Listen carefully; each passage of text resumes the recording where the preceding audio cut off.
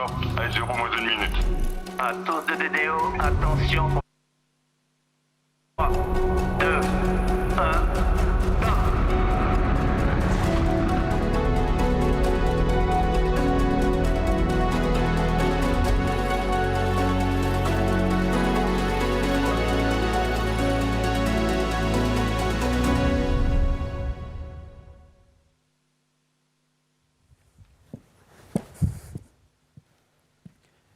Good evening, good morning, wherever you are. Welcome to our live coverage of Flight VV-18, our first Arianespace Vega flight of 2021.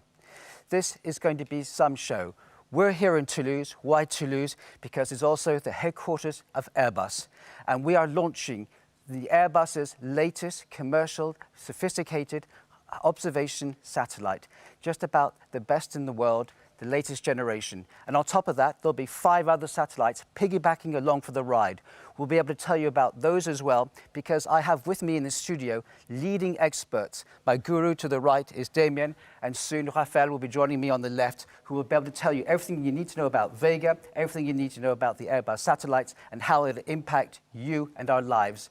Because of the studio, we can show you even closer the actual getting closer to the launch itself. And here, I want to show you the Vega launch right in your TV monitor, thanks to some of the animations we can do here. So let's have a look right now at the Vega launcher. There you go. We're going to be showing you animation like this throughout the night. It's really worth staying up for, as you get the amazing advice as well from Damien and from Raphael and from our experts from Arianespace in Kourou as well.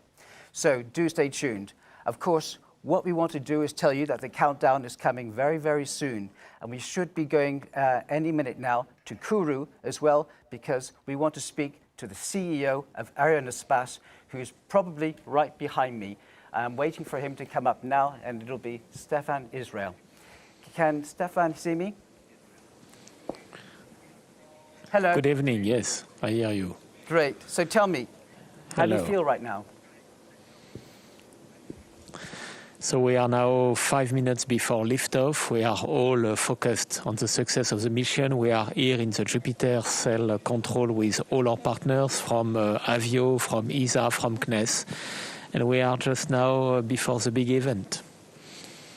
This, of course, marks Vega's return to flight. Tell me how that's going.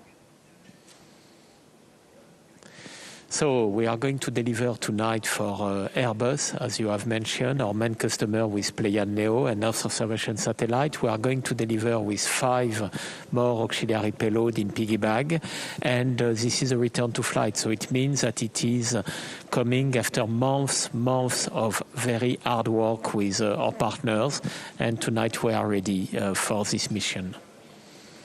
So tell us, how will the mission unfold as we watch this all taking place live here from Toulouse and from Kourou, of course, where you are right now in mission control? Yeah, so liftoff will occur at 10:50. We will have the separation of the first 3 stages approximately 7 minutes after liftoff. Pléiades Neo will be separated 54 minutes after liftoff, and 47 minutes after the separation of Pléiades Neo, we will have the separation of the 5 auxiliary payload, all that at an altitude of 600 kilometers. And we have now the DDO, our launch manager, who is saying that everything is okay to go for the launch. So we are really now in the final countdown. Indeed, I can hear the range manager there. Obviously, so important as we get the guidelines on what's happening. Stefan, I know you've got a very busy few minutes ahead of you, so fingers crossed, good luck, and hope this all goes really well. And we'll talk to you at the other end, of course, afterwards to celebrate. All right? Thank you. Thank you. So now I turn to my whiz kid. Hi, Chris. Damien, tell us, what should we be watching out for now? Yeah, let's have a look at the main milestone of the missions that are going to come up. So first, the liftoff will occur from the Guyana Space Center.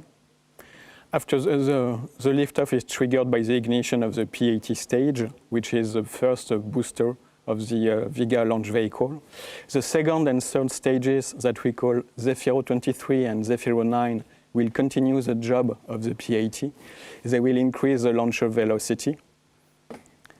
The fairing separation will be triggered during the flight of the Zefiro-9, the third stage booster. And the end of the Zefiro-9 flight will trigger the separation of the stage, which will occur in direct visibility of Bermuda.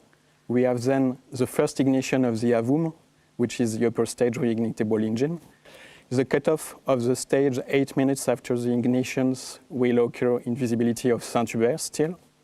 And after this cutoff, we start a phase that we call the long ballistic phase, which allows us to reach visibility from a new Norcia in Australia, where we will trigger the second AVUM boost before releasing the first main passenger, Pléiades Neo 3.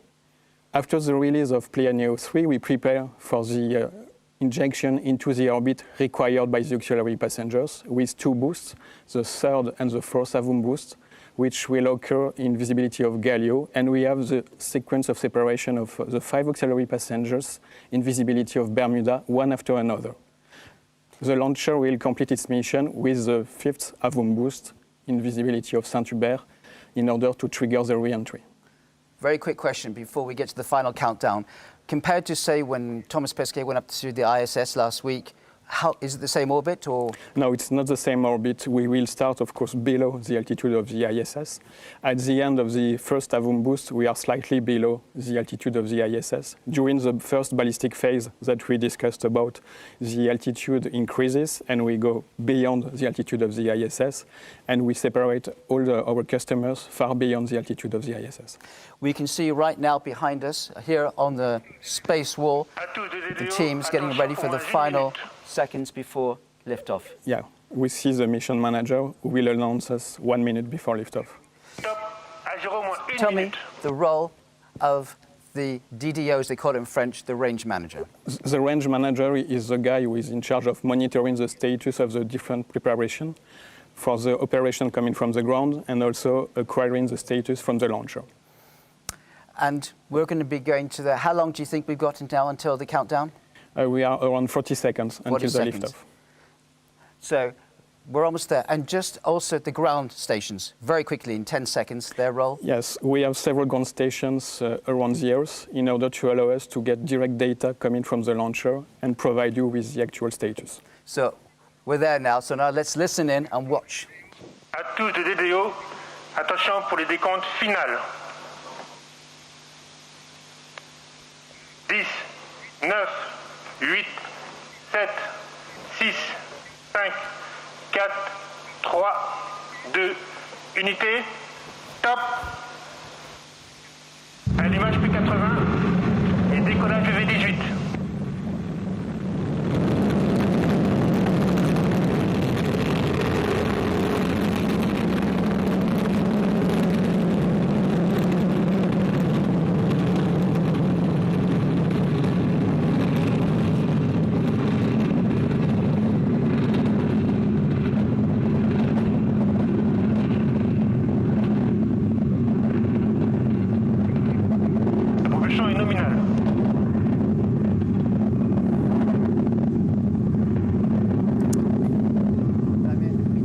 Of seeing those launches, No, do we? it's always something very beautiful to look at.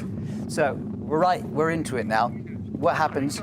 We track it now. Tell me what happens now. Yeah, now we are in the phase that we call the P80 phase. It's the name of the first stage boosters, which allows us to get far from the launch pad. During this phase, we burn solid propellant. So the name of P80 comes from the amount of propellant that we have on board. So it's roughly 80 tons of propellant, slightly more. And during these phases, the launcher provides thrust and accelerations, and the separation of the stage will be triggered when the acceleration will get below a predefined threshold in order to get use of this mass, which is useless once you have used almost all the propellant inside. When will the first separation take place? The first separation will take place around 2 minutes after liftoff, so we should see it in a few seconds. And you're monitoring. You're directly in contact with Kourou. Yeah, I have a direct contact with the people who are getting the real-time telemetry data and who are monitoring the current status of the launch. So as soon as I will get the confirmation, I will let you know along all the mission. And this is the next really important stage. Yes, and the separation of the PAT has just been confirmed, and we have the ignition of the second stage, which we call the Zefiro 23.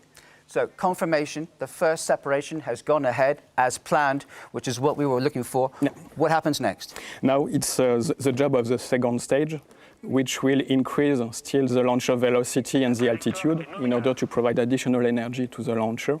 And then when it will complete its job, it is exactly the same principle as for the PAT. It means once we have used almost all the propellant that is inside the stage, we will trigger the separation, once again based on the detection of the acceleration. Okay, and in any moment now, we're going to hopefully go back to Kourou through the space wall and see the team monitoring all the progress. I guess the ground station's giving all the information as well Exactly. that they need. Great. You know, it just, this whole operation is supposed to take, what, an hour and 40 between launch and dropping off all the different satellites? Between the liftoff and the separation of the Pléiades Neo 3, we have around 55 minutes. And up to the separation of the auxiliary passenger, 1 hour and 40 seconds, more or less. And you never get tired of a launch, do you? No, it's always something very beautiful to look at. So just a reminder, the launch took off about 3 or 4 minutes ago, and we're now waiting for the next separation detail to come up, and you'll know about it very soon because Damien is in constant contact with the range manager, with Kourou, and I guess that's going to be imminent now.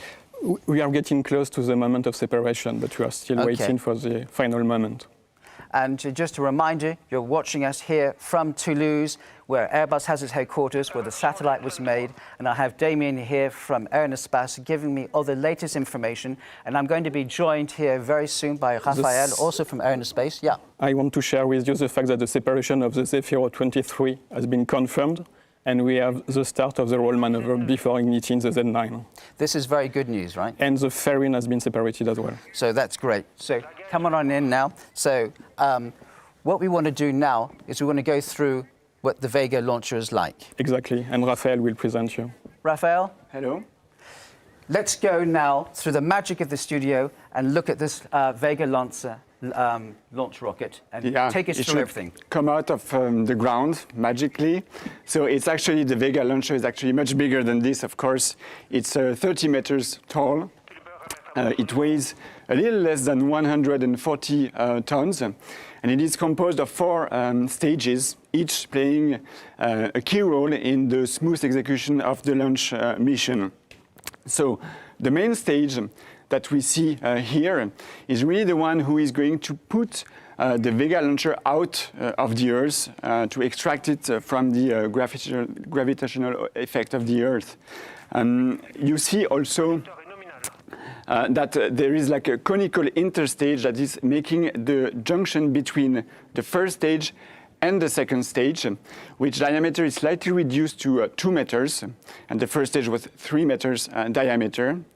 And then the third stage that just ignited, and it will do this for a couple of minutes, is there. It's 4 meters tall. And then, of course, right now, we saw that the fairing was separated in 2 halves. It means that we are beyond the limits of the atmosphere. We don't need the fairing anymore to protect the satellites from the frictions of the air, of the atmosphere. And also, doing so, we get rid of a dead weight that is not anymore useful for the rest of the missions. And of course, this phase is very, very critical because otherwise we would not be able to separate the satellites into space. And last but not least, you have the last stage, the avance stage, which will continue the mission. It's absolutely key because this is the one who is going to put the satellites at the right locations in space. It has a reignition capability, which is absolutely key, and I think we will talk about it later. I'm sure you will. These are amazing pictures we're looking at. And while I have you here on my right is my other guru. We're now waiting for the next separation element, right? The separation of the separation has just occurred. It just occurred. Yeah, okay, that's very good news as well. Okay, so let's moving forward now from there. Go ahead, Raphael. What else can you tell us now?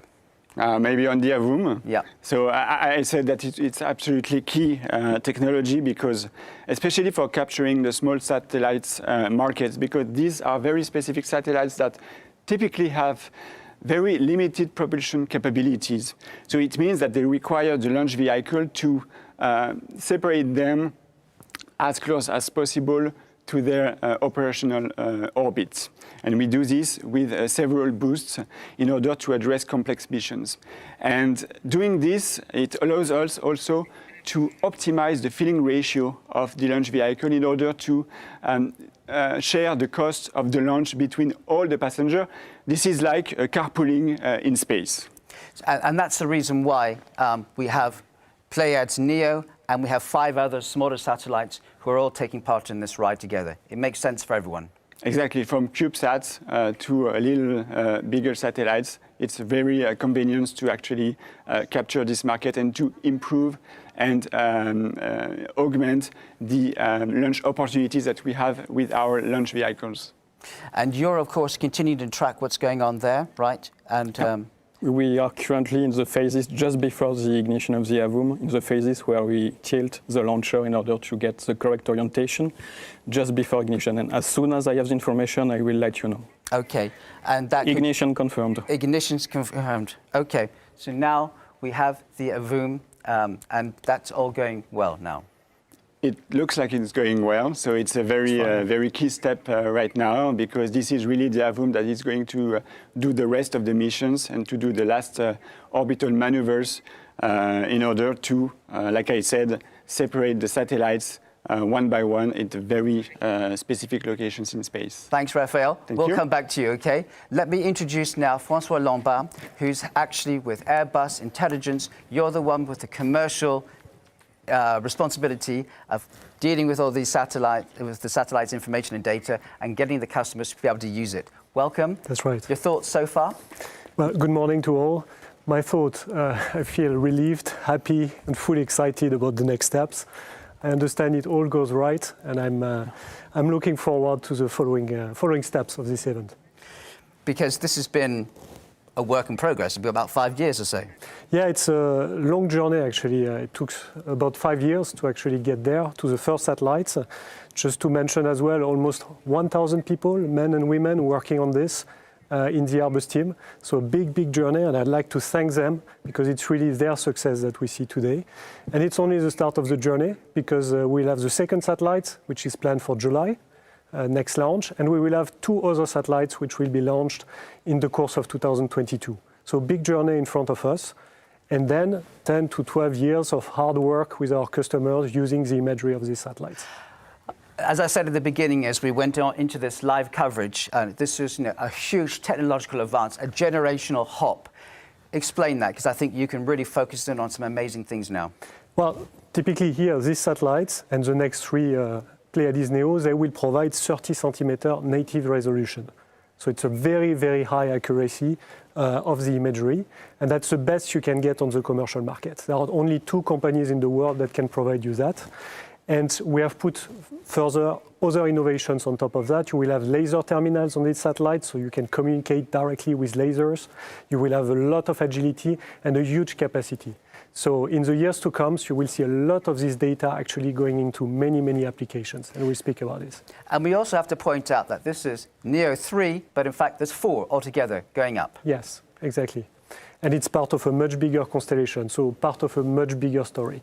But altogether, it makes a lot of sense for our customers, for our partners, and indeed, it's a technological leap because they need this 30 centimeter resolution, and they will get a lot. Let's now look at this video explaining just what the Neo is. Go ahead.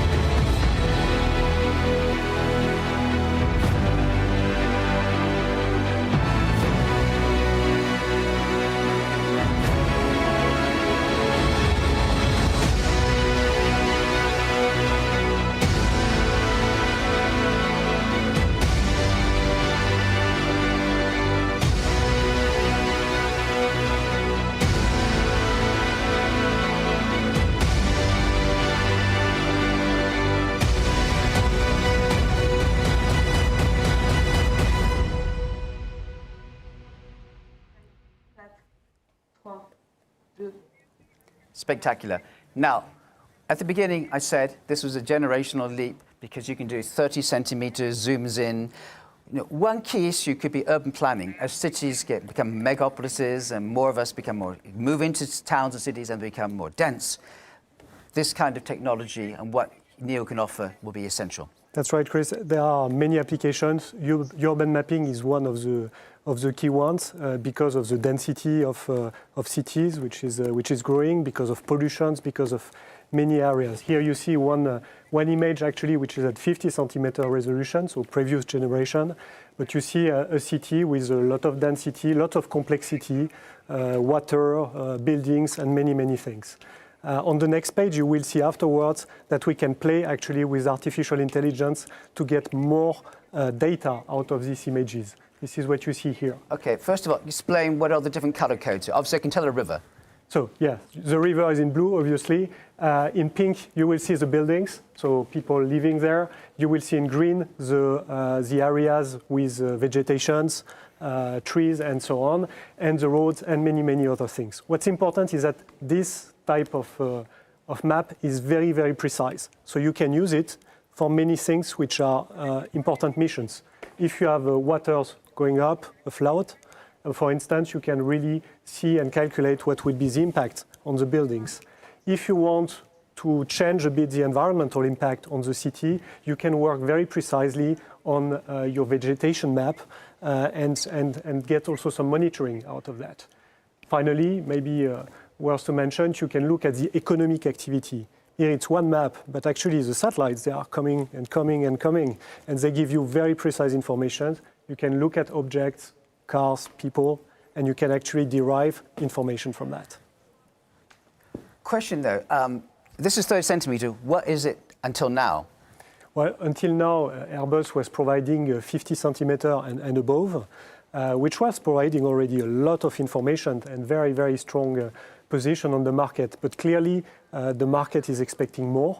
They're expecting also more capacity, more agility, more information, and at the sweet spot, which is currently 30 centimeters on the commercial market. Can I stop you for a second, Damien? Just hot news, we have the confirmation of the cutoff of the first avum according to the timing and trajectory is completely nominal. Okay, so in human talk, what does that mean? It means that we have completed the first part of the avum job and we are where we want to be at the time where we want to be. So everything is nominal. So your client here must be happy. Close to Christmas. Well, that's good news. We'll wait for more from you coming up. For sure. So let's take this a bit further now. It's not just, I'm interested in the AI, but you'll talk to me about that in a second, but pollution and maritime issues also could be extremely relevant with this new. Indeed, the maritime surveillance, maritime security, maritime pollutions are topics which are more and more important. In the maritime domain, you have one additional difficulty, which is that you are looking at very broad areas. That's where, again, you need a lot of capacity, several satellites. But sometimes you are also looking at very precise things, looking for a ship which you have lost. Here on this image, which you see here, you have actually a tanker here. This tanker was hijacked, and nobody could find them. The only way to find them was to use our satellites. So this is a kind of mission that you can complete, which has very strong security impact. This was a hijacked ship, a real case scenario? Yes. Okay, well, you've got to tell us, did they find the bad guys? They found the bad guys, and thanks to our satellites. Go into the pollution area as well. I'm interested in that, how that can help. Well, the pollution is also indeed an interesting case because on Pléiades Neo, we have decided also to get some spectral bands that give us more information around the water. And especially we can go a few meters below the water in terms of visibility. And that gives us information like looking at plastics, for instance, looking at specific pollutions which is not exactly at the surface. So we'll get a lot of these new informations, and I think it will help a lot on the market. And who would ask for that kind of information? Would that be governments, NGOs? Would that be private enterprise? Honestly, it's all, more and more. It started obviously a lot with governments, NGOs and so on, but more and more also the commercial market, the private markets are looking at these kind of things. From different perspectives, economical perspectives, responsibility. So it's moving a lot. So, you know how they talk about how those massive islands of pollution or litter, debris in the water, yes, kind of going with the currents. So you could track that. we could track that. I hope we can track that. That's the idea, and actually to get some more and more information and to help to solve at least partially the issue. Here you can see also on the map another aspect which I think is interesting. Is here we have used artificial intelligence to actually track and look for ships. On the previous image you had plenty of ships. So obviously if you are doing that as a human, it takes you time and sometimes you miss the ships.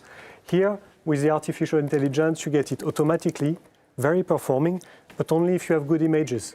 And that's why it's very important to have good satellites with very accurate images. Here, you even see through the clouds. That's where the machine, together with the good imagery, is doing some miracles. So you can penetrate cloud cover? Almost. They are using some space between the clouds, but somehow it gives information we didn't get before. That's extraordinary that you can use AI with satellite imagery to do so many things now. Yes. This is a real advance, right? Yes, yes, and that's really a kind of virtuous circle. The more AI, the more data we can use. And the more data, the more satellites, the more capacity we have, the more missions we can fulfill. Francois, this is all very, very interesting. You'll be with us again very shortly, Sure. but I'm now going to pass it on to your colleague now, who's going to be joining us. So thanks for that. That's all very enlightening to hear that, okay? And we're having good news now, of course, from Damien. So now, Damien, do you have something else? Yeah, just to tell you that we have lost completely nominally the telemetry link, which is completely foreseen. So now we will wait for the next acquisition of the telemetry at the end of the first ballistic phase, and I will come back to you just when the telemetry will come back as well. Okay, come back with some great news, Thank you. okay? Bye. All right, thank you. So now, I would like to introduce Philippe Farm, who's head of Earth observation at Airbus. Hello, Philippe. I guess you've heard some of the good news that things are going well. Hi, Chris. Yes, very good news indeed. Very relieved. Explain to me, from a simple person like me, why do you call it a NEO? We call it NEO because this is the real latest technology for satellite imagery, the latest generation of satellite performance and capacities. Latest generation, so this is why we called it NEO. Where was the satellite made? I think you're going to tell me a lot of it was in Europe and a huge amount in France. Yes, indeed. I mean, both platform and instruments were designed, developed, manufactured and tested in Toulouse. We are embarking mainly European technologies and equipment that we collected all over Europe and also in France. So it's a French plus European satellite indeed. Describe to me, as we've been talking, it's the generational leap. We've gone from 50 centimeters down to 30, but there's more to this than that, isn't it? The way you make satellites is quicker, cheaper, lighter. There's so much, right? Exactly. This satellite is the result of 5 intense years of hard work, millions of labor hours to come up with a very compact, very agile design. This is embarking really the latest technologies in terms of detection chain, silicon carbide material, very capable end-to-end processing chain, a very, let's say, capable satellite indeed. I think in a few seconds we're actually going to be able to see another animated reality of the satellite. And before it comes up, another key thing is this satellite can last longer, right? Yes, currently the lifetime of our satellites is 10 plus years. It used to be 7, 5 or 3 years, 20 years ago. We've made a lot of progress. We are now quicker in building, cheaper in cost, very efficient in launch. I think we can see it right here. Very big difference. How about that? So talk us through what we're seeing here. Yes, here you see a 3D animation of our satellite design. You see how compact it is, what is the very small satellite size. You see how the accommodation of all instrument, platform equipments, solar arrays has been optimized to really fit in a very small volume to enable an optimum launch compatibility and to be able to use a lot of launch capacities. How much smaller in size would it have been, say, to the previous generation one? I think we saved a ratio of 2 to 3 times thanks to miniaturization, thanks to compactness, thanks to very bold and innovative design to really maximize and optimize the size of the spacecraft and accommodating the maximum of equipment in a minimum volume, minimum size. That's pretty impressive. Yeah, it's very nice design, very innovative, capable of impressive performances, 30 centimeter native resolution, a lot of collection of capacity in square kilometers, etc. And 5 years to build this? 5 years to build this, from kickoff to launch. And what would have been the previous generation times lap?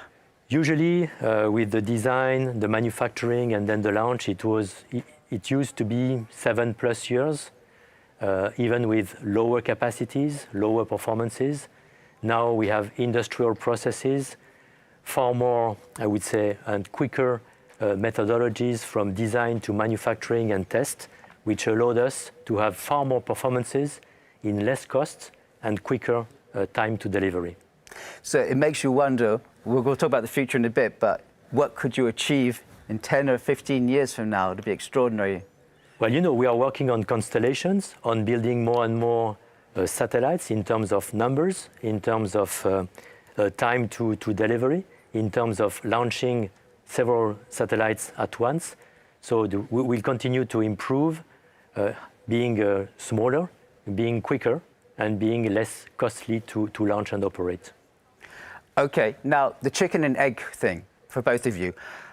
What comes first? You design a new satellite and think, will the customers come, or do the customers say, I want something new? For me, it's all about the customer, honestly, and this Pléiades Neo journey was about answering a customer request, a customer need. So we took all the efforts, all the knowledge we have from the last 25 years on this market and put it into these satellites. It's all about delivering to the customers. So let me get this right. The customer calls you and says, I want something newer, bigger, better, and then you call up Philippe and say, get it done. Well, in fact, we work very tightly together from the understanding of the marketplace and the customer expectations to translate that into design features, capabilities, to both deliver very high resolution imagery, capacity of collection, very quick tasking capabilities and downloading of imagery, together with the ground capacities to process the imagery, to enable digital services deliveries to our customers. So it's an end-to-end chain of capacities and performances to satisfy our customers with respect to their latest expectations, the needs for application, and also to satisfy the global marketplace. Without giving away any business-sensitive information, what kind of, I guess customers are already anxiously waiting for this to go up and use it. So what kind of things have they said they'd like to use it for without giving anything too sensitive? The typical customers will have governmental customers for sure, but actually what was amazing in the journey of the last years is that it's more on the commercial market that we got the highest, I would say, appetite, especially to invest upfront. So we have already customers before the launch. So we have people who really believed into the quality, into the performance of what we deliver before seeing the images. And that's great. That's a great comfort. And now we will work on the next phase of customers, governmental, commercial, non-governmental. It's really plenty, thousands of different customers who are interested. If I'm a new customer who, I'm liking what you're telling me, so I want to get some photos from you. I've never reached out to Airbus. Is there a number I call? How do I get in touch with you and say I want some photos? It's a good question. There are different ways, and it's constantly evolving. Actually, one of the easiest ways is to go through our web interface, a digital platform, as we call it now, which is called One Atlas. This is a very easy web connections where you have access actually to our full library of data, not only from the last days and months, but from years. On top of that, you can use and benefit from the performance on the clouds. You have seen the artificial intelligence effect I showed you. You can do that in a few minutes, actually using the computing power of the clouds. And you can, of course, task satellites with this type of web interface, which is very modern. And just very quick wrap, data protection is incredibly important as well. It is very important. It is very important, and especially for some of our governmental customers. So it has been always at the core of our work and of our systems. And you were asking me on the way to get access to the data. Actually, some customers need also a direct access. This is why we have teams all around the world who are also able to interface with the customers directly and take care on their special needs. Thank you very much, François. You'll come back in a bit. I'm now going to bring Raphael in because we have another important segment here. You'll be back in a second. Thank you very much. So, you know perfectly well that we interact with you through social media a lot. We love it. Keep on sending in your questions and queries because we want to answer them. And this is a whole new sequence as part of this live streaming tonight of the Vega launch, the first of 2021, I should remind you. And you sent in a bunch of questions, and Philippe and my other guru here are here to answer them. So we want to talk to you about some of these questions. And here's the first one, a little homework. Someone who likes to play golf. What force is required to place a golf ball on orbit?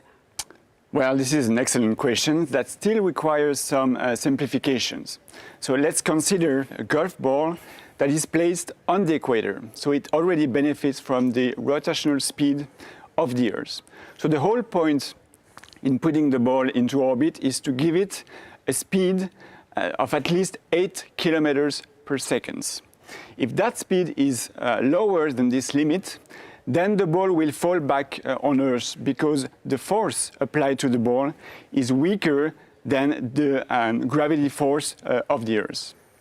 If the speed is higher than 11 kilometers per second, then the ball will escape the gravity of the Earth and it will continue its way into space. Also, we have to note that the force that needs to be applied to orbit the ball is also dependent on how fast you want to get there. If, for example, you want to put the ball into orbit in 10 minutes, then the force you will apply is rather weak. It will be at the order of magnitude of less than 1 Newton. If you want to get there in 10 seconds, then you will need to apply a much stronger force that would be more than 30 newtons. And this is, again, very simplified way to see the problem because, of course, we don't take into account the friction of the air, which is very dependent on the specific shape of the launch vehicle and also dependent on the trajectory that you will choose in order to put your object into orbit. Okay, but we're not going to be playing golf anytime soon in orbit. But let's go to the next question. And this is for you, Philippe. Are there any situations where a satellite could catch fire in space? Well, you know, there's no atmosphere up there, so we don't have fire per se.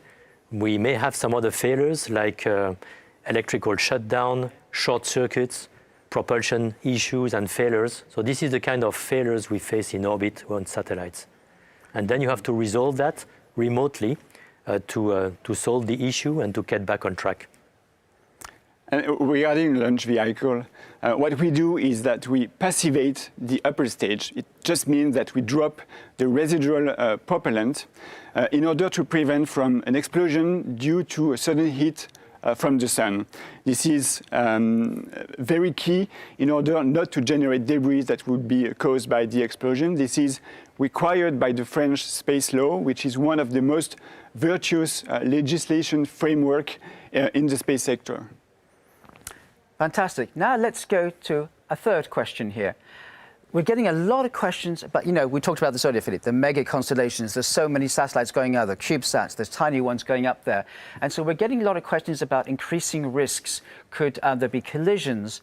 And also we had one real big fan of space who sent in a question as well. And we hope we can see it here in a second about what are the risks of a collision between, say, a launcher and a satellite.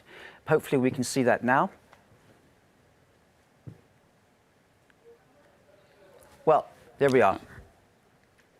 Hi, Ariane and Airbus. As it's getting quite busy up there in low Earth orbit with satellites.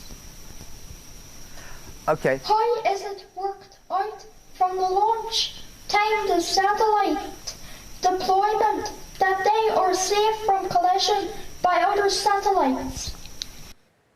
Well, apart from you have your new recruit in a few years you can get, go on, you can both answer. So regarding the launch vehicle, what we do is that we calculate the risk to collide the International Space Stations where Thomas Pesquet actually returned a couple of days ago. So it's, let's say that it translates into short launch windows where we cannot simply launch during the day, but it's very short times. It is true that if mega constellations keep increasing in low Earth orbits, we will need to calculate this risk with other space objects. It is not technically difficult to do so, but I should remind that the risk to collide with the launch vehicle with another space object right now is very low. This is like a boat that would hit a can of soda in the Mediterranean Sea. Good imagery there. Philippe? Indeed, more and more satellites, larger and larger constellations, will lead to more and more risks, meaning trying to avoid collisions, but there are some computations of trajectories. It's being followed up in real time. So currently, all this is mastered and the collisions are avoided this way. It will, of course, the risk will increase and it will be more and more complex to avoid collisions. And I think you're working on technology to handle that kind of thing for the future, aren't you? Yes, indeed. In particular, from both ground technologies with respect to radar to really compute the trajectories, to automatic detection and maneuvers to avoid collisions in orbit. Okay. Apart from social media, what's the kind of questions you both get a lot? That, from people who ask you about what you do with Vega. Can you think of something that comes to mind in particular? I think one of the big questions is the business model of space. We are talking about large constellations, thousands or hundreds of spacecraft. It has a cost. It's a long development. It will need a lot of launches. It will take years to get there, in particular in telecommunications, but also sometimes in Earth observation. So the question is, what about the money? Where does it come from? Will it work? Will the service work in space? So these are the major questions with respect to the current buzz on constellations. Raphael, thanks very much. Thank you. Philippe, stay there. Thanks very much. So, Francois Lombard, if you can join us again. Just a reminder, everything is going smoothly. We're waiting for more information from Damien, who will be here shortly. In the meantime, I have the two cool customers from Airbus who at the moment have big smiles on their face. Francois, we talked earlier about, not every resolution and every photo fits each customer. They want, you can offer different solutions. Tell me more about that. This is right. And by the way, you were asking me how to access to the imagery, and I will use that as a reference. Here you have an interface which I mentioned before. So if you have your credit card, you can go on this kind of interface, and here you will have all type of data with different type of resolutions indeed. You see that you will have Pléiades at 50 centimeter, you will have spot at 1.5 meter, you will have radar imagery. And the point is, depending on what you want to do, what's your mission, you will use different type of image. The radar you will use to look through the clouds, for instance, or to look at data elevation models, constructions. The spot, 1.5 meter, it's great for maritime. What we have seen before was a spot map, actually, very, very broad, good quality, but a resolution which is less accurate. And then Pléiades Neo, you will use it more to spot at very, very specific area and to look for smaller objects. Here is also an example on how you would use that with your credit card again. You have a very simple way to do it. You look at the archives if you need it. You can use the analytics toolbox if you want to use the AI. No big deal. You just use it very simply. And the most exquisite part, if you want to task the satellites, have a direct access to the satellites and order the next image for the next orbit, you can do that directly on the web. I thought you could ask me for my credit card details. I could do that. Philippe. Yes. We have a track record of Airbus of doing Earth observation satellites going back a long way. There was Spot, for example, some time ago. And you still use Spot, right? Yes, of course. I mean, we are coming from a long legacy of Earth observation capacities and satellites. It started more than 35 years ago with the launch of Spot 1 in 1986. We are currently using 2 spot satellites, 6 and 7, 1.5 meters, 2 Pléiades, 50 centimeters. We are also using some DMCs and Vision 1 satellite from SSTL, plus 3 radar satellites, TerraSAR-X, Tandem-X and PASS. The Pléiades Neos are going to complete the Airbus fleet in adding capacities at 30 centimeters. So in fact, we are operating a whole fleet with various capabilities which are really fully complementary and that we use for all the vertical markets applications. And you can confirm, and people still want some of the older satellite technology out there. Yeah, definitely. It's really the combination of all these sensors that make sense to the market. And that would be because they just don't need that much accuracy or detail, I should say, or because the price is right for what they need? Exactly, because of also the mix of revisit, the coverage you need to have, the budget you have. There are lots of reasons, but it's very, very complementary. There are examples where you need to go for high accuracy. And again, here you have a picture which is showing a very specific case of actually customers who want more than images. Here you are looking at an airfield where what we are looking at to do here is to give alerts to customers by identifying the airplanes and various objects around the airfield. I want to stop you there because thanks to this studio, we have this incredible augmented reality. And Philippe, I want you to talk us through the satellite that we're seeing here. So any second now, in front of us, as if magic, we will see the satellite here going around the globe. Go ahead, tell us a little bit about this. Yes, you really see the full constellation of the Airbus fleet with the previous satellites that we are operating, Spot 6 and Spot 7, Pléiades 1A and 1B. You see the 4 Pléiades Neos with their real characteristic of the round flower solar rays. You see also our radar satellites, PASS, TerraSAR-X and Tandem-X, and also the small satellite fleet of SSTL.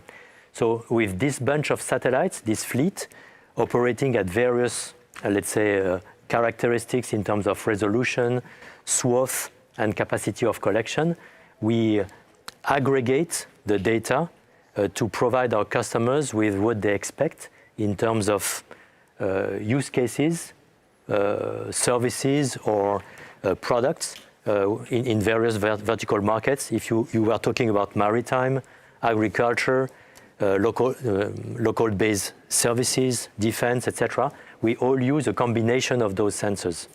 Now, everything is going well at the launch right now, but it doesn't mean that you can, if everything goes smoothly as we expect, that you can now take a 6-month break, right? You're thinking about what happens next. Yeah, not really. First of all, in the next few days, we'll have to get the first image. And you can imagine it's also a very emotional milestone after so long work on this satellite. So this is the next big step. Then we will have a time for calibration of the full system. And then the rush and the run will start on the commercialization. These thousands of customers who are waiting indeed to use this data. And it needs to come in a very, very good shape to their workflows. And you're looking at the satellites that you'll be having to make and thinking 10 years ahead as well, won't you? Yes. I mean, typically, these satellites, they will work for us for more than 10 years, as Philippe said before. And obviously, we are also preparing the next steps beyond that. It's a constant evolution of the portfolio. And the idea is to remain on the, if I may say, on the top of the world of this Earth observation market. Francois, that's all great. And hopefully you'll be back with us in just a few minutes with even more good news coming to us from the orbit. Sure. And I bring back Raphael again. Raphael, just a reminder, you've been sending in questions to us through social media. We love that. Keep that going. And when this program is over, we want you to continue to share stuff with us, and we'll share with you, of course. It's a two-way street, and you've sent in more questions. Here's our first question, another question I've received. How easy is it to get a photo when I want one? Well, in fact, in the current ordering loop, you just have to decide what you want to get, when, where, and the digital interface enables you to directly order, task the satellite, and get the product in from a few minutes to a few tens of minutes time frame back to your desktop. It's a full automatic loop between your desktop up to the satellite tasking, downlinking the whole imagery stream, and then post-processing the imagery on the ground to deliver to you the product, the image, or whatever you want. And I guess when all 4 of those NEOs are up there, it'll be even swifter? Exactly. The objective of having 4 spacecraft is to accelerate revisit, to have intraday revisit of the same point on the Earth, to enable more collection of data, quicker access, and additional capacity of collection. Anything you want to add there? No? I think you said everything. Let's go on to the next question then. I'm desperate to understand the graveyard orbit above GEO. I totally understand that it would take a lot of delta V to deorbit, but what happens once that graveyard starts to fill up? Well, in fact, in GEO orbit, you are at 36,000 kilometers. So what we call the graveyard orbit is putting the satellite, in fact, above, at about 200 to 300 kilometers above. So usually we keep a bit of fuel in the propulsion system to get back upwards. And this orbit is so high that it takes a lot of time to decay or to degrade. And we preserve, as such, the GEO orbit from any perturbation. So it needs a bit of a delta V to get there, but it's really safe and it's really for a long time. No, yeah, it is true that the more distance you are from the Earth, the wider your orbit is, and the graveyard orbit is going to be lasting for a long time before it is actually filled up. I think in terms of debris, we should probably more focus on the low Earth orbit in order to not generate additional debris, and this is why we actually, with Vega, we save one last boost of the upper stage in order to deorbit it, so that we designed, let's say, a clean space missions in order to not generate additional debris. I want to come back to you, Philippe, because I know that you're actually working on technology right now to clean up debris from space. Tell me about that. Yes, in fact, we've got a lot of objects in space. Even if the latest designs comply with the space law to really deorbit, to passivate the spacecraft, etc., to make it safe and clean, there are a lot of old objects that we need to remove. So there have been the latest developments to send into orbit some kind of cleanup satellites to catch some of the debris and to get rid of them. So some of the startups have started some Pathfinder activities, and I think it will grow given the number of objects we need to remove to have a safe space, in particular in low Earth orbit. That's incredible. I mean, and we're talking just very quickly, how many years from? It's running up now. I think it will develop in the next 3-5 years and will be more generic in the next 10 years for sure. Thank you, Philippe. You'll be joining us again soon. That's amazing. Okay, thanks very much. Thank you so much for sending in those questions, and continue to do it. Now, coming in now is my launch guru again. Since we've been here, you've been away. Give us some information. What's happened so far? Yeah, the mission has been progressing for sure. So we are getting close to the second ignition of the AVUM. We are at the end of the first long ballistic coasting phase, during which we performed what we call the barbecue, which is a slow rotation along the longitudinal axis. Barbecue? Yeah. Okay. You really explain that one to me. Yeah, yes. This is a really slow rotation. So we are rotating along the longitudinal axis of the launcher, so that we will not expose always the same side of the spacecraft towards the sun, so that we average the temperature of the different nodes of the spacecraft all over the time. Exactly as in a barbecue when you twist the sausages and so on. I want to now turn to another amazing animation. This is the dispenser, I believe we're going to see. Is that right? Yeah. So if it should come up here magically in front of the studio, here we go. Okay, talk us through the dispenser. Yeah, so here you see the upper part, exactly how it looks like at this moment during the flight. So you see Pléiades Neo 3 on the top of the stack.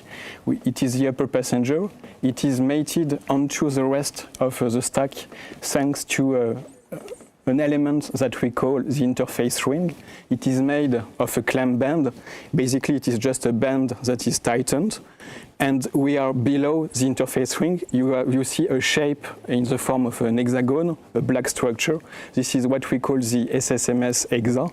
And on this hexagon, on some faces, you will find the auxiliary passengers and also some elements that are particular for this flight, which are the equipment dedicated to a demonstration that we apply on VV-18 that we call TDRS. TDRS stands for Telemetry Data Relay Satellite.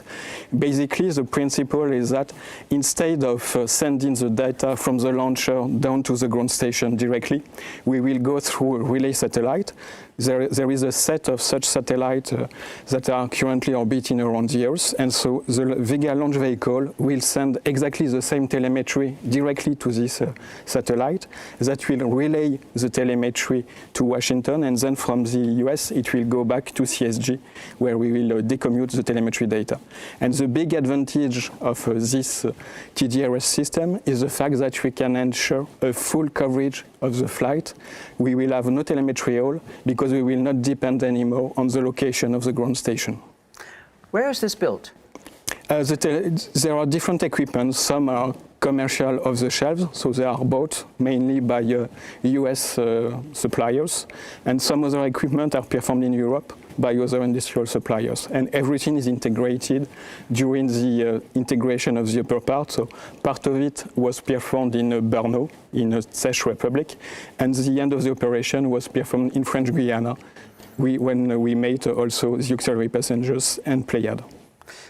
Tell us what the next you're waiting for from the managers in Kourou now. Yes, now we are still at the end of this long costing phase. So the next step will be first the acquisition with the ground station network of the telemetry, which will give us the official confirmation that we have still acquired the telemetry. And then we will have the reignition of the AVUM. So if you remember well, I explained to you that at the beginning of the mission, we performed the first AVUM boost in order to put the launch vehicle and the spacecraft into an elliptical orbit. And now, basically, what we are performing with the second AVUM boost is just a circularization of the orbit, so that it is not elliptical anymore, but just like a circle, and we will inject the Pléiades spacecraft then on the orbit that it requires, which is mainly an altitude of 620 kilometers, slightly more. And the other ones, the 5 others, will be slightly higher up, right? No, they will be slightly below. Okay. But after the separation of Pléiades, and we will discuss it a bit more in details later on, we will perform 2 other burns in order to get them quite separated from the distance of a Pléiades Neo, and then we will trigger the separation of the CubeSat. This is all. So this is all looking positive, isn't it? At that time, yeah. So we will see when the end of the mission will be completed, but up to now everything is nominal. And I think you're going to have information from AVUM very shortly as well, aren't we? Yeah, yes, it's all the telemetry data that we received corresponds to different sensors of the launch vehicle. So at that part of the flight, most of them are directly located on different places of the AVUM stage. Some of them are also located on the adapters. So we have some on the hexagon. That is a particular structure for today, which is the black structure that you can see below Pléiades. And we have other sensors that are located directly on the adapter. Just second ignition of the AVUM. So we have the confirmation that this AVUM second burn has been initiated properly. So just a confirmation, everything is going smoothly. We've just had the second AVUM ignition, which means that we're getting very close to our ambition, our targets. Yes, and the second AVUM burn will last around 80 seconds. How many? 80 seconds. 80 seconds. More or less. Okay, and then after that, what happens after that? After that, we will have the cutoff, and we will have the orientation maneuvers in order to prepare for the proper separation of Pléiades. Raphael, that's pretty good news, right? It is very good news because it's a critical phase of the launch. Of course, this is like the last stages before releasing the satellites into space. this upper stage gives like a huge flexibility in order to perform very complex missions. And as a matter of fact, we have performed complex missions with Vega and launched many types of satellites, mostly Earth observation satellites for governments, including the Sentinel satellites, part of the European Copernicus constellation, also for Earth observation for private companies, obviously. We also have launched... I just want to share with you that we have the confirmation of the cutoff of the AVOM for the second AVOM burn. So now we'll start what we call the space ballet, where we will begin all the orientation maneuvers of the launch vehicle in order to be in the required direction before separating Pléiades Neo 3, and then we will trigger the separation of Pléiades Neo 3. Fantastic news. Thanks, Raphael, because I want to bring in back once again our colleagues from Airbus who are going to come in, Francois and Philippe. Well, your smiles are getting bigger and bigger. Yes, of course, of course. Watching the ballet. So in any moment now, you should get confirmation, is that right, Damien? That yes, I have not yet received the confirmation, but as soon as for sure, I will share it with you directly. That the satellite should be into orbit soon. I mean, this must be a real sigh of relief because you've been working on this for 5 years with your 1,000-strong team as well, right? Yeah, and it's really... honestly, it's their success. It's their success, and I know all the emotions of the people all over the world. We have people watching from the US, from Asia. Hang on. I have very good news to tell you guys. The separation has been confirmed. Great. Congratulations. Bravo. Bravo. Excellent. Very big success. Thanks. Indeed. And I think we'll be crossing over to Kourou very soon. Yes, so, look at that. There's the Kourou team there. Can you see them? But there's still other satellites we have to put into orbit as well. Yeah, the job is not completed for the launcher. We will have to prepare for the next steps, but we will discuss them in details after. So now let's go back to the space wall and we can go to Kourou and we can see the scenes there as your satellite is pretty much in position and your next step is looking at getting access to the data, right? Yes, That's exactly the crucial thing. Let's see if we can see Kourou here on the space wall, because I think you'd probably like to maybe even share some comments with them or to congratulate them. Can we see Kourou any moment now as they celebrate over there? But anyway, until we do, your quick thoughts right now on behalf of Airbus. Here we go, by the way. Until they come, I think really I'd like to thank Arianespace, Vega. I think it's a great success. It was a return to flight, as you said. And I'd like to thank again the full team of Airbus. That's the main thought coming to my mind. Okay, Stefan. I've got Stefan Israel here, the CEO of Arianespace, more relaxed than he was earlier before the launch. Your thoughts?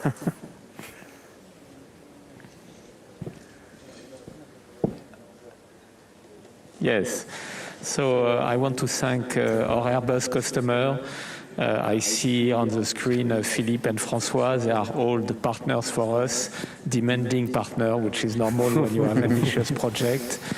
So far so good. All the information we have on Pléiades Neo are positive. So success is here, and this is a very important milestone for Airbus, for Vega, for Arianespace, and all its partners. Okay, do you want to say anything to them? Yes, I think, a big thank to Arianespace and to Avio. These are colleagues. We are all on the same boat. We've been working so hard to get Vega back to flight and back to launch. And it's a great success. We now have comment from the new president of the CNES, the French Space Agency. Let's listen in to what he has to say, okay? And we'll come back to you. Over to you. Pléiades Neo vient de se séparer, la mission n'est pas encore totalement terminée, mais d'abord quand même je veux me féliciter de cette première partie de la mission qui s'est parfaitement déroulée, et puis je veux me féliciter aussi du retour en vol de Vega. On attendait tous ce moment, je suis persuadé que c'est le premier d'une longue série. Vega est un lanceur qui est important dans la famille européenne des lanceurs, et on est très heureux de le voir aujourd'hui partir de Kourou. Pléiades Neo s'inscrit dans une tradition forte française d'excellence autour de l'observation de la Terre, l'observation optique de la Terre. Pléiades Neo, c'est la grande famille des satellites avec Spot, avec Hélios, avec Pléiades évidemment, et puis avec les satellites militaires aussi d'observation de la Terre. Le CNES a joué un rôle absolument majeur dans cette grande aventure, rôle technique évidemment, en travaillant directement sur les premiers satellites, et aujourd'hui Pléiades Neo, c'est un satellite qui est financé à 100% par des fonds privés. Et on voit bien à travers cet exemple que le CNES s'inscrit dans la dynamique du New Space, mais s'y inscrit déjà depuis très longtemps. Alors le CNES va accompagner Pléiades Neo pendant toutes les étapes à venir. Bien entendu, le CNES va participer à la recette en vol d'une part, et puis il va continuer à jouer un rôle important sur l'étalonnage du satellite. C'est quelque chose qu'il sait très bien faire parce qu'il a toute une expertise qui vient des origines de la filière depuis Spot. Et la suite, c'est CO3D. En 2023, on va lancer 4 satellites CO3D issus d'un partenariat public-privé qui vont nous permettre de faire de l'observation de la Terre en 3 dimensions. Le CSG garantit l'autonomie de l'accès à l'espace pour tous les pays d'Europe. On y est tous extraordinairement attachés. Au-delà de ça, le CSG a montré aussi son efficacité, sa qualité technique, le fait qu'il était capable de s'adapter à des lanceurs très différents. Aujourd'hui, avec Arianespace, nous accueillons Vega, nous accueillons Soyuz et nous accueillons Ariane 5. Le rôle du CNES est important au CSG. Bien entendu, on maintient la base en conditions opérationnelles, on participe à la préparation des lancements et des satellites. Et puis surtout, je sais que tout le monde est mobilisé pour veiller à la sauvegarde, parce que c'est une question évidemment de sécurité des personnes et des biens qui est la priorité numéro 1 du CNES au CSG. J'attends avec impatience le moment où je pourrai venir et être parmi vous, à la fois pour participer à la vie du centre, pour discuter des grands enjeux et de l'avenir du centre, et puis bien entendu aussi pour un prochain lancement directement avec vous. That was the new president of the French Space Agency. Just 1 hour ago, the first Vega launch of 2021 took off with the Neo satellite on it. It's being put into its orbit right now, and we can go across to Kourou, where there's going to be a lot of happy smiles there. And let's see the team right now who are behind that successful launch. Gentlemen, over to you. Your thoughts, all 3 of you. Okay, thank you. I would first like to thank a big thanks to Arianespace and Avio for this successful launch. It was a very long-awaited time since we have started this program 5 years ago, and today we can really start our journey for our service in the coming 10 years. And I have a special talk also today for the hundreds of Airbus people who are attending this live meeting at home in front of the screen, because due to the pandemic. And I hope that the next flight in 3 months from now will be the opportunity to have a physical event that we all deserve for that. Yep. Just a few words on my side. I want to thank you, the customer, Airbus, of course. I'm very happy for you and for all the people who were waiting for this moment. As usual, it's amazing to consider that the separation moment is something that's it's very different for us. On our side, we accomplished our mission, and on your side, we just start. So we wish Pléiades Neo 3 a long, safe, and peaceful life. Thank you, Fabrizio. Yes, very strong emotions tonight. A mixture of joy, of relief for this successful launch, and pride also. So I will really like to thank and congratulate all the Airbus team of teams and our industrial partners around the world who have given the best of themselves for this great project. So here we are. This is your moment, and let's celebrate. A quick question to both Philippe and Fabrizio. You worked together on this Pléiades Neo. What was it like between Airbus Defence and Arianespace? Our cooperation have started in June 2017 when we signed this contract for the launch of the 4 Pléiades Neo. And since this time, it was a long journey. And I would say that the cooperation took on with a concrete meaning when we have to face hard times, I would say, with some difficulties, the development delays, the failures, and the COVID crisis also to manage. And we had all to have a good cooperation all together to recover from this time. And today we are where we are, and it's good, very good sign. Thank you, Philippe. Yes. Just a few words on my side also. What I can say is that the communication, the exchange on a programmatic point of view or technical point of view have always been very open-minded, cooperative, proactive. So I want to thank you, the customers, all your team, and also my colleague Veronique Lazel that she can't be here for the COVID pandemic, but it's thanks to her because he accompanied the customer all over these last 4 years. Lena, when will you actually establish contact with the satellite, do you think? Yeah, so at 5:44 Toulouse, in Toulouse, the Airbus control center will receive the first telemetries. So our operational team and our satellite experts are gathered in this control center to run the first operations in orbit. So they have a very dense planning for the next days. They are very focused and well prepared. So I send them my warm encouragement, and we keep in touch, of course, in the next hours. Gentlemen, well done. You're probably going to need a bit of rest soon, but you still have some work to do. But thanks very much for talking to us so hot off the press after these big, important announcements. So, we can now go, okay, let's go back to staying in Kourou. And we're now going to speak to Danielle of the European Space Agency. Danielle, can you hear me there? Damien, what have you got in terms of something new? Yes, we've got some progress on the mission during the different interviews. So the launcher completed what we call the contamination and collision avoidance maneuvers. These are maneuvers dedicated to ensure sufficient distancing between the launcher and Pléiades Neo that we have just separated, and ensuring that we will not contaminate it when we will start the AVUM third boost.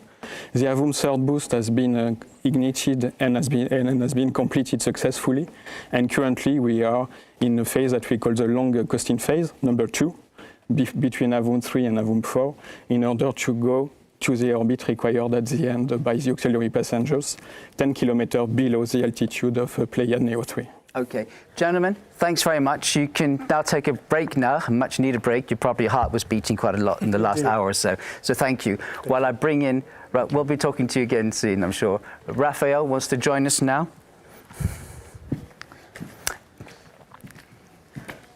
Okay, and you must be pretty happy as well, Raphael. Of course, this is a very happy moment. It's like a tension released, and so it's a very relieved moment for everybody. And we're seeing live pictures, of course, from Kourou right now behind us here. And we're hoping to speak to the launch director from the European Space Agency any moment now. And I think he's just being putting in microphones being put up for him now, and he'll be talking to us very shortly. So, and for you, is everything? No, nothing new to say up to now. I will keep you informed as soon as I have fresh news. Okay, let's go to Danielle now from the Europeans. Danielle, can you hear us? Can you hear me? Great. Danielle, a successful mission tonight. A successful mission tonight, and especially a big relief. I mean, we really went through highs and lows in the past years with Vega. First of all, 14 successes in a row. It was great. Then a mishap with VV15. Back to success with VV16, where we had a proof of concept of the small spacecraft mission service, which was really a proof of concept and which showed that we can address new markets with existing products. This was really great, and we used tonight this again with one of its configurations, the Hexa module, and then VV17, a low again. And now back on the path of success with VV18. The mission is not yet totally over, but we are definitely on a good path, and let's make it now a sustainable path. Just one last question. you know, the European Space Agency played a key role as well in making sure that this Vega launch, the first one of this year, worked. Yes, I mean, we are, as ESA, we are the qualification authority, so when we had when we had to face a low, we had a number of tasks. We had to put in place an investigation commission, independent one, together with Ariane Espace. We had to then make sure through a task force that all the measures, the recommendations are implemented. But what I want to insist on is that in the difficulty, the teams were really joining forces in an outstanding way. I mean, ESA team, and I really would like to thank the team, the Ariane Espace team, the Avio team, and also all the suppliers from industry did an outstanding job, and this is why we are here tonight, again, back on the path of success. Thank you, Daniel. And I think you've got Giulio Ranzo right next to you. If you can pass her the microphone. Is she there next to you? With great pleasure. Dear Giulio. Thank you. Thank you, Daniel. Thank you. Great to be here. So, tell me, you know, there must be some relief there. Yes, a lot of relief. We've gone through very intense effort over the last 5 months, checking, rechecking, and rechecking everything on the launcher to get ready for flight. I shall take this opportunity to thank Arianespace and the European Space Agency for having done a lot of work with us. Of course, it has been quite emotional to come back to flight and to perform well. The mission is not finished yet. We still have to deliver 5 small satellites. So this is very interesting because this flight in itself contains a couple of novelties. It's the first time we use a portion of our small satellite deployer SSMS for delivering 5 small satellites to space in addition to the main payload. This is the first time that we use only part of SSMS, so it's an interesting novelty. And the second very important novelty is that we have on board the tracking data relay system, so we have a means to follow the telemetry of the launcher in flight via space. In addition to the set of ground stations that are on Earth, we are controlling what happens to the launcher in flight via space. So this is a novelty for European launchers. It's a very interesting flight. And you also have some more kind of serious news you want to talk about as well? Sorry, say it again. I couldn't hear you well. There was something more kind of serious you wanted to mention as well that was with your team?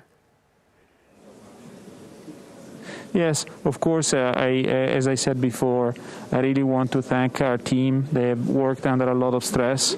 And of course, the condition of the pandemic has made this launch campaign far more challenging than in the past. Several have unfortunately fallen sick during the campaign, and so they've gone through this. I really, really want to thank them for their dedication and effort throughout the period of the launch campaign. Thanks very much. Maybe we can now go next to you. I can see that Marino Frenito is waiting. He's the head of Vega's business unit at Arianespace. Yes. Thank you. Marino, okay. Over to you. Hi, Chris. Hi. Yeah, thanks. So I'm very happy, first of all, because we have separated Pléiades Neo. I'm very happy for Airbus because we worked hand in hand for quite a long time now. We signed this contract about, I think, 4 years ago. It was in 2017. So I have to thank Airbus for the trust they have put in Arianespace and in Vega in particular. They've always been, the major customers for us, and we really want to deliver. We are back on track after some difficult years, and so we're very relieved, but we're also very proud to have accomplished this mission tonight. Now, of course, the mission is not over yet. We still have some payloads on board, and we still have some customers. And I also want to thank these customers for coming with us tonight, for coming with the X model of the SSMS. It's the first time we use this configuration. So I know that they are watching this video transmission tonight, and I want to say that they are also very important to us. So I want to thank the Norwegian Space Agency and Space Flight Laboratory, who has built the NorthSat 3 satellite, and SFL in particular. This is the third time that they fly with us, and I hope that we will have many flights in the future. And also we have Nano Avionics for the first time. We've manufactured the Bravo satellite for Aurora Insight.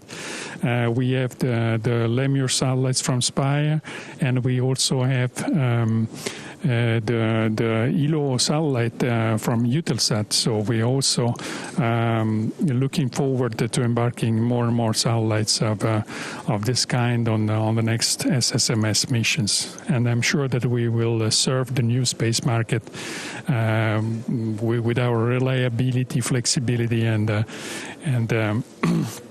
we will deliver for our customers more and more in the future. Thank you for talking to us so quickly after the good news on NEO, and of course you still have more work to do, as you said. We're going to be talking a lot more about SSMS here. Thank you, Marino, and let me turn back to you, Damien. So, where are we now? Now we are preparing for the next step of the mission, which will be to deliver the separation of the CubeSat, as it was mentioned by Marino and Giulio Ronzo before. So the steps that are completed now is we have completed the third avant boost. We have nominally lost the link with New Norcia as part of the telemetry link, and we are in the middle of the second long costing phase between the avant 3 and the avant 4. During which we ensure the correct condition for the CubeSat, and at the end of the longer ballistic phase, we will trigger the fourth avant boost, which will allow us to circularize the orbit before separating all the auxiliary passengers. Is this a good time to talk about the dispenser? Yeah, I believe it's a good moment to show you what is the status of the upper part at this moment of the flight. So at this moment of the flight, so we have separated the Pléiades Neo 3. So for sure it is not present anymore on the launcher. So you can see here what the upper part looks like. We have the famous hexagon, SSMS hexagon. So it's the black structure that you can see in the center. It is part of the program SSMS that has flown on VV16, and here we use it in order to offer flexibility for auxiliary passengers and to offer them the possibility to be embarked in a flight with a piggyback configuration. So it was the case for VV18, and the passengers that we have on the flight for VV18, they were mentioned before, but we can see here their location on the hexagon. So if we start with the first passengers during these descriptions, we will see all the passengers one after another. We have three types of location on the hexagon. The first one is related to the separation system for NorthSat 3. The separation system is called XPod Duo.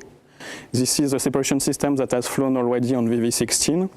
We have another deployer which is dedicated to TIVAC 182. So here on the images you can see NorthSat 3 and its deployer. This is a big, I would say the big microsatellite here on the mated onto the hexagon panel. If we look at the other position on the hexagon panel, we will see the position of the other CubeSat. So here we have the Astrophane deployer, which contains 3 CubeSats. So if we open the deployer, we will see their location. So inside the deployer, we have first a CubeSat, which is made of 6 units.